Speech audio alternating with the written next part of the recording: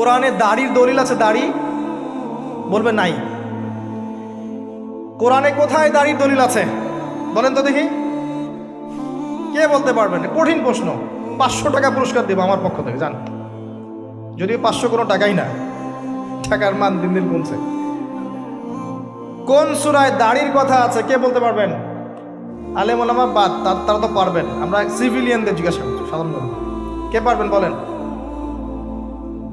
কোন সূরায় দাড়ির কথা আছে? দাড়ি কোরআনে একটা জায়গায় দাড়ির কথা আছে, কে বলতে পারবেন?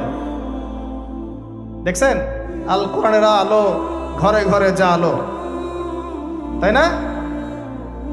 স্লোগান দিয়ে কাজ হবে না ভাই, প্রত্যেক ঘরে ঘরে কোরআনওয়ালা মানুষ তৈরি করতে হবে, তারপরে আলো অটোমেটিক ঘরে ঘরে জ্বলবে ইনশাআল্লাহ।